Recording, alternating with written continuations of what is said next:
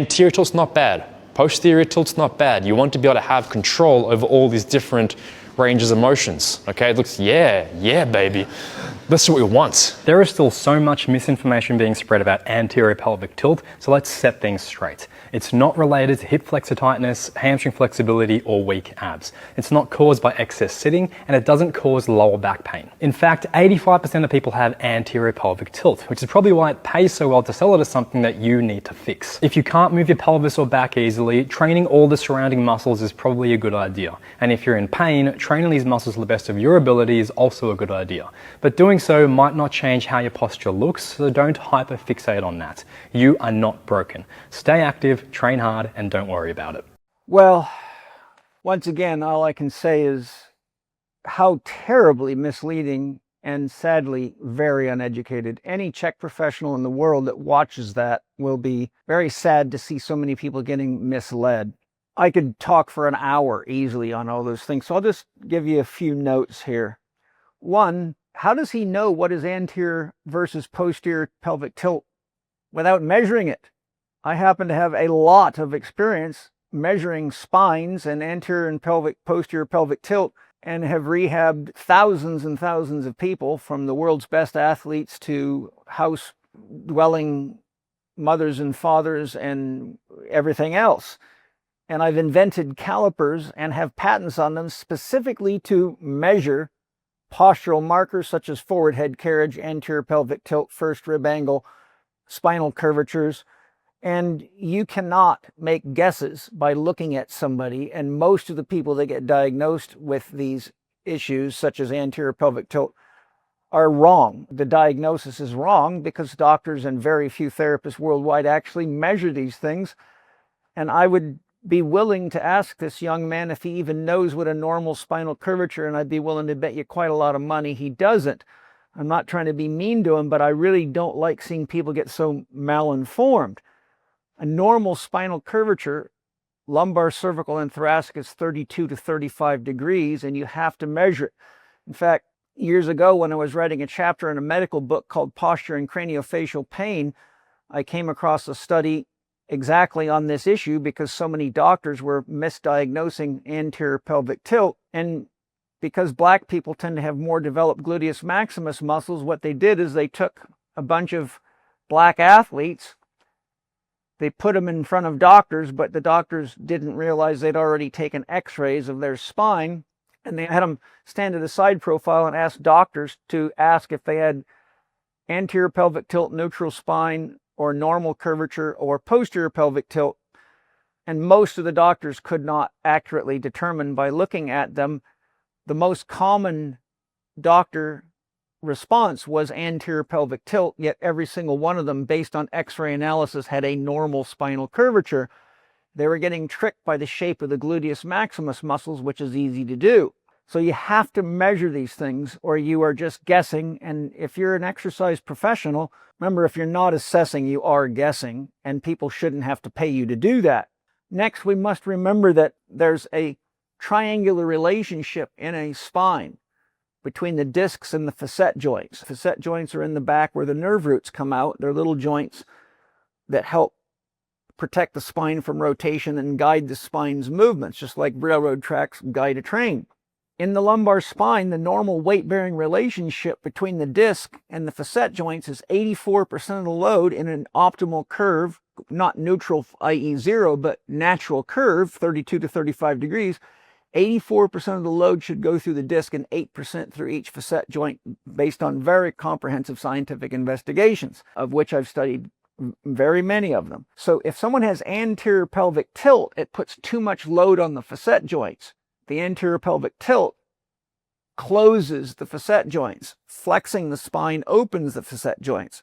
Anterior pelvic tilt is an extension of the lumbar spine. So if someone has anterior pelvic tilt for any length of time, it overloads the facet joints, leads to inflammation, can lead to degradation, can lead to facet joint hypertrophy, which can crowd the nerve. It can lead to the synovial fluid building up due to the pressure on the cartilage in the facet joints, which can cause a synovial cyst, which can compress a nerve and create sciatic pain, numbness, and muscle dysfunction. If someone has too much anterior pelvic tilt, It's a very common reaction to a bulging disc because the body wants to get away from the pain, which keeps pushing the disc posteriorly toward the nerve roots and sometimes the spinal cord, which leads to problems. So too much anterior or posterior pelvic tilt, each comes with its own set of problems, and there's many factors that lead to that. One of the things this young man's not telling you and probably not aware of is that the body, the structure, the musculoskeletal system has tonic muscles, which are postural muscles that have a higher predominance of slow twitch muscle fiber and aerobic metabolism, and their job is to hold you up in the field of gravity and to stabilize the joints so that you can move your body without damaging joints. 3 things that joints don't like: compression, torsion, and shear. So when the body's structurally balanced, the muscles act like the spokes in a bicycle wheel and they dissipate stress out of joints. When the muscular system's out of balance, then you have too much loading of joints, and that leads to ligamentous problems, cartilage problems, things like labral tears, inflammation, and things that lead you to having to see a doctor quite often, or a physical therapist, or a chiropractor, or somebody in rehab. But we must be aware that the tonic muscles react to faulty loading, which is overuse, abuse, underuse, or disuse, by shortening and tightening. That's their classic reaction, because they're trying to stabilize the area where there's pain, inflammation, or dysfunction. The phasic muscles, which are the prime movers of the body, such as your quadriceps muscles or your hamstrings or your gluteus maximus muscles or your chest muscles, are predominantly fast twitch, and they react to the same faulty loading, overuse, abuse, underuse, or disuse, by lengthening and weakening. Commonly, if you go to the gym, you will see that people have anterior pelvic tilt if they do a lot of things like hanging leg raises and overdevelop the hip flexor muscles, the psoas muscles attached to the anterior of the lumbar spine and to the lesser trochanter. So as they shorten, they pull you into a Donald Duck posture. And that's the function of that muscle, is to flex the hip and give you an anterior increased curvature of the spine, which shows up as anterior pelvic tilt, which has to be counterbalanced by the lower abdominals and the hamstrings and the glutes. I'm not trying to give you an anatomy and kinesiology lesson because it would take too much. The point I'm making is most people have tonic phasic muscle imbalances due to overuse, abuse, underuse, or disuse of their body, such as overtraining or undertraining or trauma. The other thing that is not put on the table but needs to be is that all your glands and organs borrow their sensory fibers from the muscular system, which is exactly why when people have a heart attack, nobody goes to the doctor and says, "Doctor, my heart hurts." They say, "I have pain in my left chest and down my left arm," because the heart, being slightly displaced to the left, borrows its sensory nerve endings from the musculoskeletal distribution that feeds the chest and the arm. Every single one of your glands and organs does that. Most of you women will notice that when you're premenstrual, your lower abdominal muscles get distended and you may have a slight anterior pelvic tilt. That's because the inflammation of the uterus causes a reflex inhibition of the abdominal wall to allow it to expand, so that when the uterus swells, it doesn't decrease blood flow, oxygen delivery, nutrition delivery, and waste removal. Yet a lot of women go to the gym, they hate it, so they start doing crunches and sit-ups, not realizing they're compressing that inflamed uterus, which can starve it for blood, oxygen, nutrition, and decrease waste removal, which can prolong the menstrual issues and make the pain even greater and disrupt the normal healing cycle. And the term viscerotosis literally means hanging organs.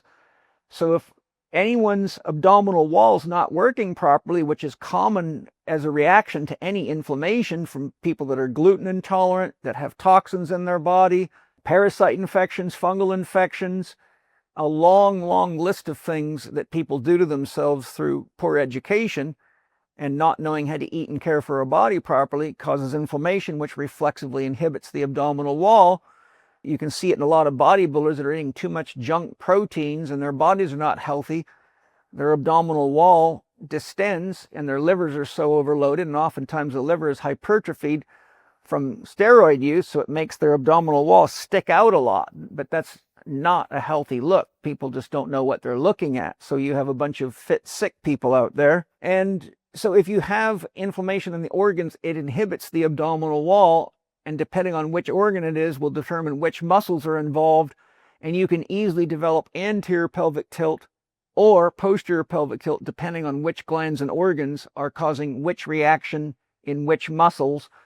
There's two classic reactions: viscero-inhibitory, which means letting the muscle relax, such as when the woman's going through premenstrual issues, and viscero-excitatory, which is pain or spasm, and that is often the result of excessive energy going through an organ being pumped into a muscle to decrease the stress in the organ involved, and that's why the word disease is used. It means dis-ease, too much excitation, such as an inflammatory reaction. So we can actually get tension in muscles, which a lot of low back pain and neck pain is, and chest pain, because the organ's dumping the excess energy into the muscle, which causes muscle contraction, which then takes that excess energy, turns it into heat, and dissipates it out of the body. So this is just a very small sample of what I teach in the Chek Institute. Sadly, it's also a very big example of why I encourage all exercise professionals to get properly trained. Because if you go to a physical therapist or a chiropractor, you're probably the biggest thing you're going to get hit with is a piece of rubber stretch cord and some pink dumbbells. But when you take people to the gym and you start loading their body with heavy weights, and you have no idea what you're doing, and you don't know the difference between a normal curve, and you don't know how to measure it, etc., well, you get people hurt. And I've spent now 41 years rehabilitating a lot of people that got hurt by personal trainers in the gyms because they did not know what they were doing, and they watch videos like this and actually believe this stuff, and worse, the public believes it. So check out chekinstitute.com, look at the Chek Academy programs, look at the myriad of online training programs I have for you. And the young man that made this video, I highly recommend you study my online course called Scientific, keyword scientific core conditioning and scientific back training. And if you learn what I teach in there and start actually measuring people and testing people, not only will it radically change your depth of knowledge, but it'll radically improve the results you get with people and protect you and your clients from creating injuries, which is too common in the exercise industry. So thank you for giving me a chance to give you some very necessary clarifications on what looks simple but is actually quite significant.